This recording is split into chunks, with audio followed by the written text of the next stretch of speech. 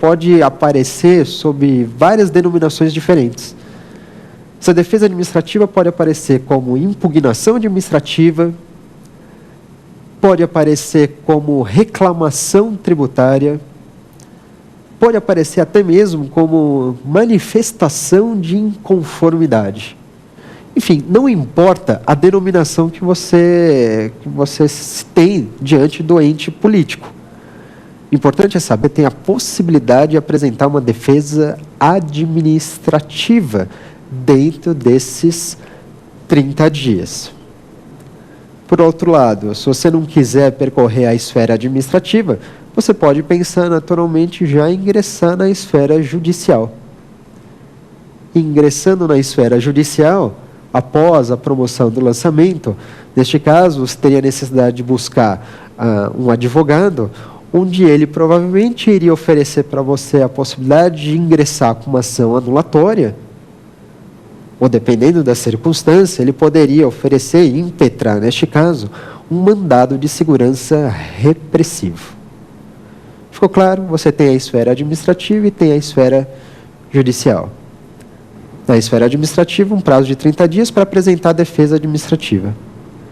Na esfera judicial, teria, a rigor, a possibilidade de promover uma ação anulatória ou impetrar um mandado de segurança repressivo.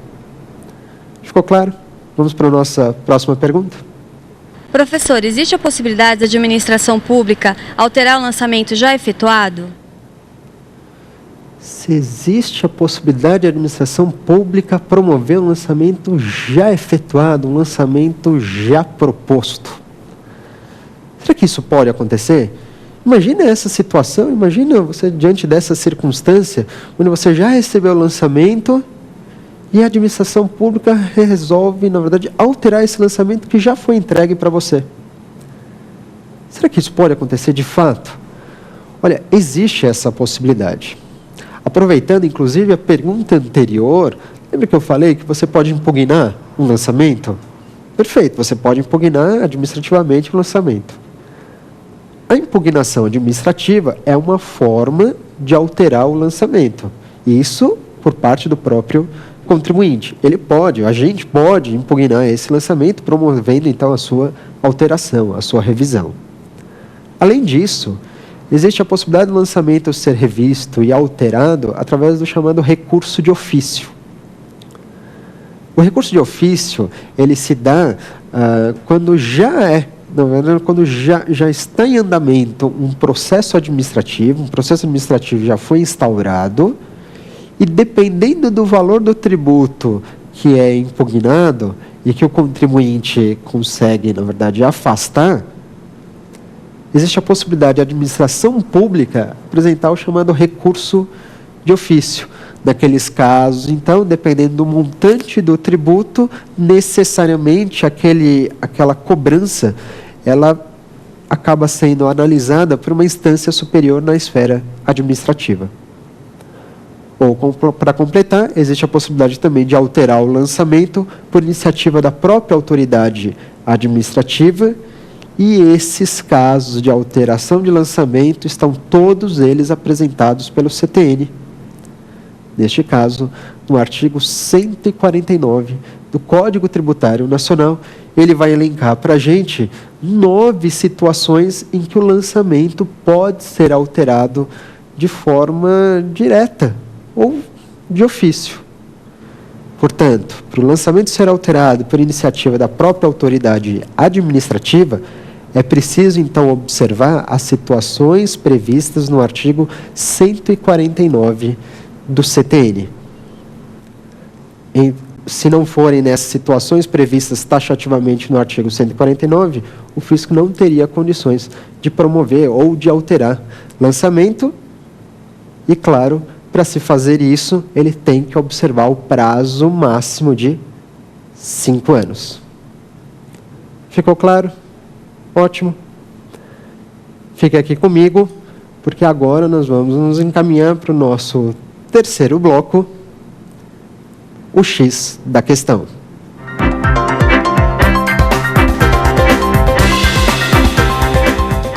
Voltamos então no nosso terceiro bloco. Lembrando que você pode participar no nosso programa através do e-mail provafinal@lfg.com.br, ou então, se você quiser acessar alguns outros conteúdos a respeito de provas e concursos, ou mesmo sobre esse nosso tema do dia, acesse o site www.lfg.com.br. E vamos agora então analisar as nossas duas questões de exames anteriores da ordem. Vamos partir para a nossa primeira questão?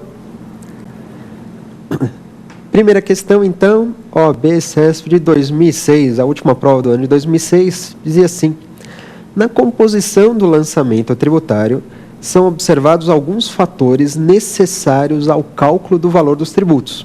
Esses fatores não incluem o quê? Letra A, não incluem vencimento. Letra B, não incluem a base de cálculo.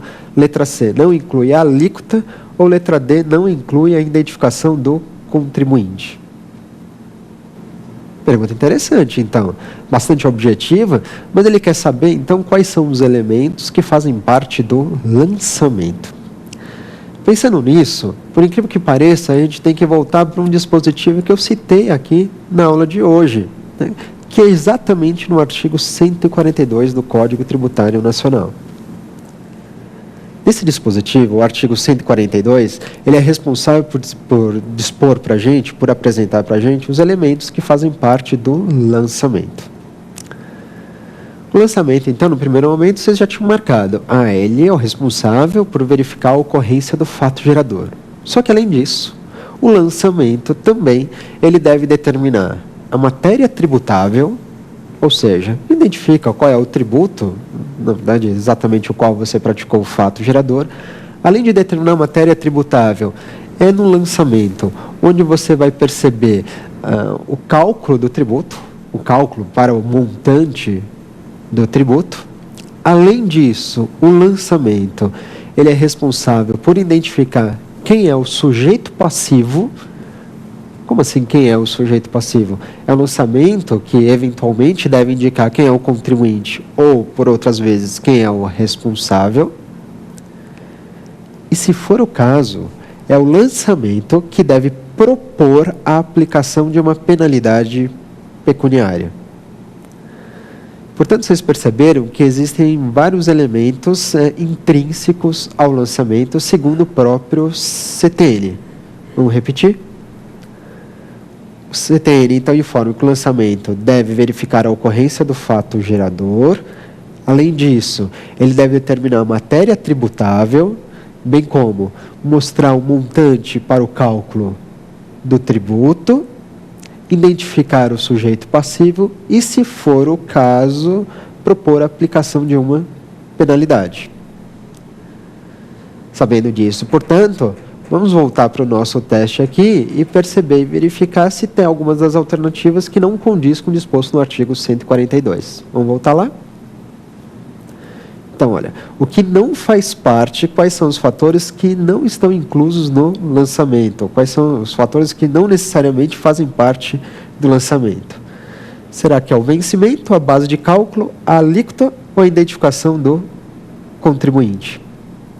Vocês percebem que entre essas quatro alternativas, por incrível que pareça, o que o CTN não fala que deve necessariamente compor o lançamento é justamente o vencimento do tributo. É mesmo o vencimento do tributo não necessariamente faz parte do lançamento. Portanto, isso quer dizer que a alternativa A, ela está correta. É a alternativa A que trata do vencimento. O vencimento tem que fazer parte do lançamento? O vencimento não faz parte do lançamento. As demais alternativas estão perfeitas, ou melhor, as demais alternativas fazem parte do lançamento. A alternativa A é a única que o CTN não diz que necessariamente compõe o lançamento. Vamos então para a nossa próxima alternativa. Uma próxima questão, na verdade, a CESP agora do ano de 2007, pergunta: segundo o que dispõe o CTN, compete privativamente à autoridade administrativa constituir o crédito tributário pelo lançamento. A partir dessa informação, assinale a opção correta no que se refere a lançamento e suas modalidades. Vamos passar para as alternativas, então. Letra A. A legislação aplicável ao lançamento